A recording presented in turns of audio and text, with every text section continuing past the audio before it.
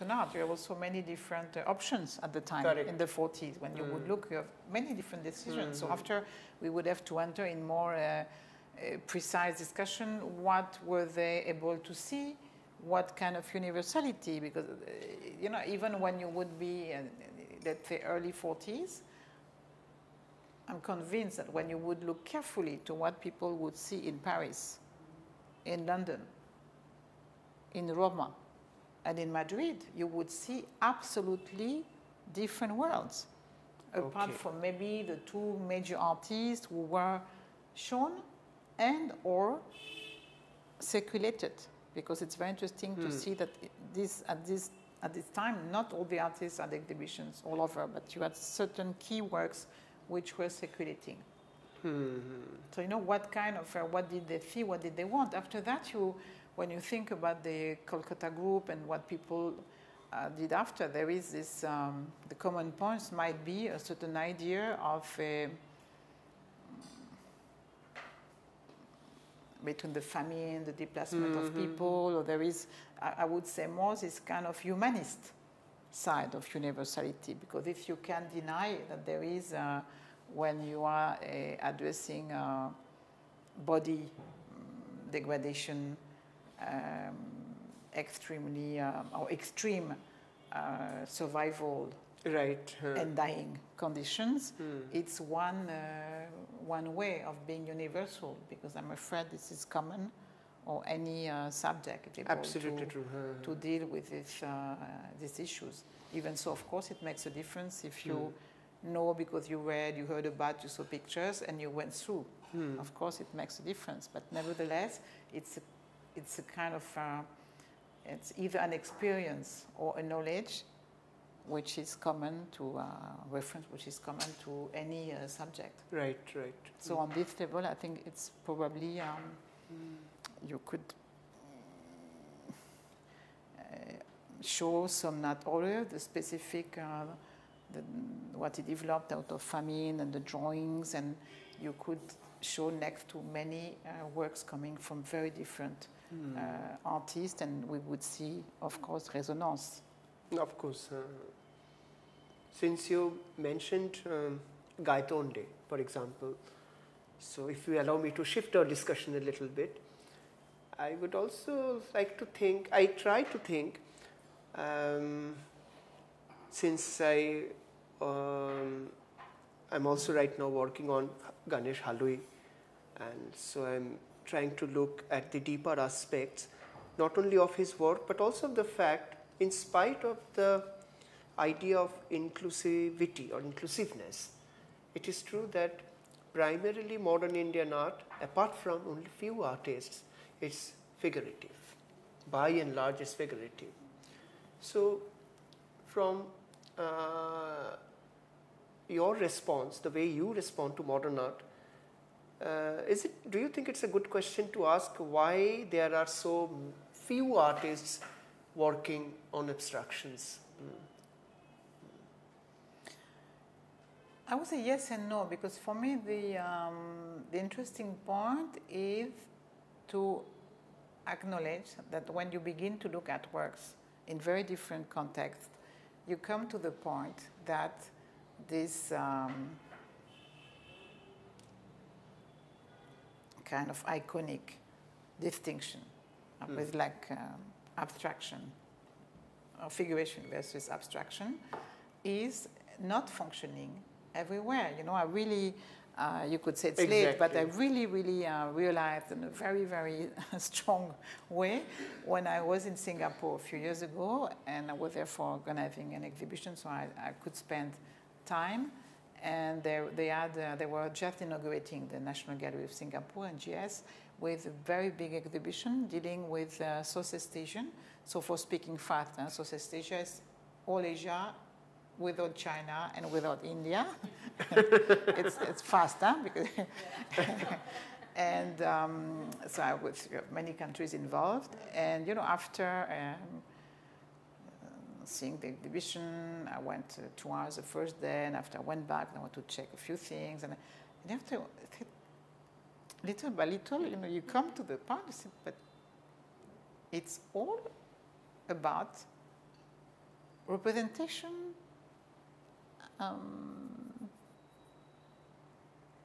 different representational decisions. Okay. Because of course you have, and you know, and it was, again, it was not at all, it took me time because I was not at all frustrated. I was not at all disturbed. I was just looking at the works. And you come to the point that you begin to look in the differences. Upon absolutely meeting Sujo Jono, you see that many of his works, there is something in the gaze that people are looking to something you can't identify. Second, is an artist working after photography. Okay. So not after photography like Gerhard Richter would work and questioning the technique, but after photography, meaning an artist who is very used to the representation photography is offering. And is not doing photography, he's doing painting. So it's absolutely interesting. And this would be an exhibition. It seems to me that there is in certain geocultural spaces. So Southeast Asia is not this, except maybe a few artists.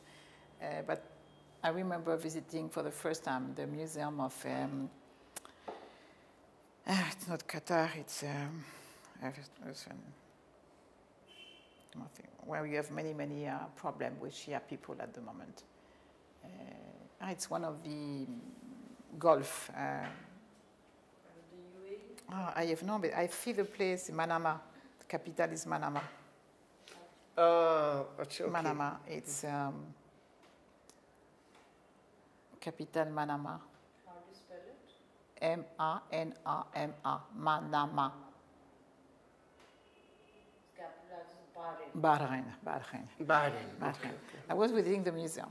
And so you had very few paintings. And the early paintings, it's maybe late 50s. And you would see that you had one painting, it was a coffee shop scene. And you would see from the beginning that the guy didn't go out and sketch. It was a coffee shop painted after the coffee shop representations you have in the postcards from the 20s and 30s. And so it's also, it could be extended to, because certain late pictorial practices began after photography. So it's not even that the artist wanted to compete with, but you know, for him, looking at, to be in a landscape, or to be in the coffee shop, or to look at a postcard of a coffee shop was not really such a big deal. It was absolutely nothing wrong in looking at there. So back to Sujo Jono, before then, Sujo Jono has been formed as a painter with a really very academic artist in the sense he learned, he did things as normally, you know, not saying academic as it was very inventive. But after a while, you realize that there is nothing abstract.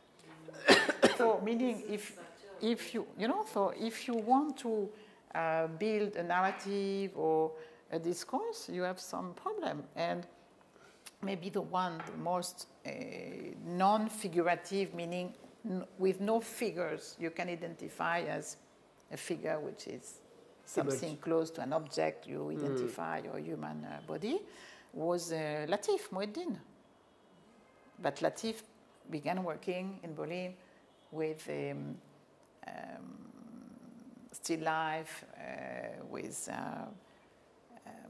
landscapes, and little by little he developed a kind of system of science, but I would say in his case non-objective, but not because I see very well the narrative in his work. So, you know, it's quite interesting to see that if you want to identify the works, if you want to evaluate, if you want to build a critical discourse, analytical discourse of the works, you have to go through other things. Right. And for me, there is nothing wrong with that. And discussing a little bit earlier with Josh and Chaudhuri this morning. Shadbury. The man we were with this morning. Jogen, He was pointing that there is a very high level of abstraction in Indian thinking. So no, so it might be that you have also very because in Indian philosophy it's quite abstract. Absolutely. Yeah. complex ways of building images. You know, when you think about miniature, I mean, it's a very interesting point because in miniature, I mean, you can identify a human body, a sky, but when you want to come to the, you have, it's so codified that if you don't know, if you have any clue about the code, you end in a very, very, you miss a certain number of things. So for me, it's really not, again, I'm sure that you have certain answers in the, I won't say the national psyche, because I'm not sure I'm interested in the national psyche, but you might have certain explanations in the cultural psyche, that there is not this need for abstraction. And when you see, but this is absolutely not unusual and close to the rule, for many, many, many abstract artists or non-objective, that they began with figurations. And Gaitonde did not escape, because you have early works which are very inspired by miniature and so on and so forth. So, and in his case after that, but you have to keep in mind he's an artist from the 60s.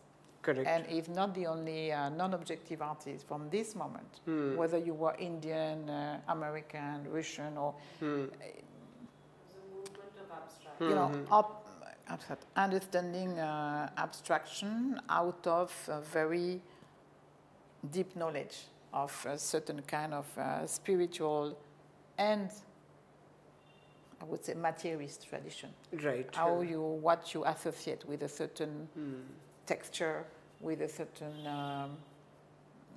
materiality of the works. And of course, in the case of Gaitonde, if you don't look, if you don't see a few works in real, you miss part of it, because there is something close to a kind of alchemical effect. Right. So it's an alchemy of the form, which is absolutely part.